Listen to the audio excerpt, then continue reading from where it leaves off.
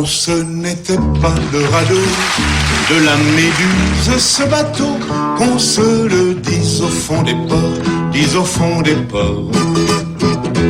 Il naviguait en perpénard sur la grand-mare des canards et s'appelait les copains d'abord, les copains d'abord.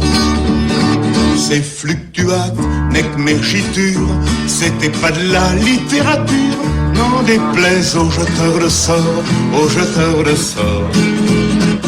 Son capitaine et ses matelots n'étaient pas des enfants de salauds, mais des amis franco de port, des copains d'abord.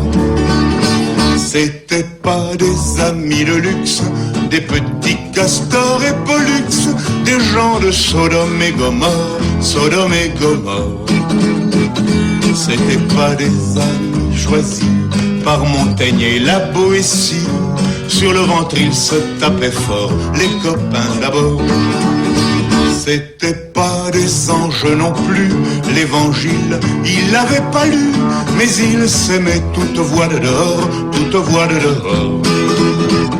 Jean-Pierre, Paul et compagnie, c'était leur seule litanie, leur credo, leur confiterore, aux copains d'abord. Au moindre coup de Trafalgar, c'est l'amitié qui prenait le quart, c'est elle qui leur montrait le nord, leur montrait le nord.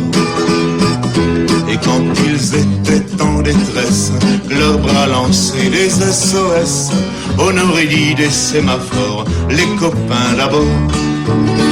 Au rendez-vous des bons copains, y avait pas souvent de lapin. Quand l'un d'entre eux manquait à bord, c'est qu'il était mort. Oui, mais jamais, au grand jamais, son trou dans l'autre se refermait. 100 ans après qu'aucun ne sort, il manquait encore.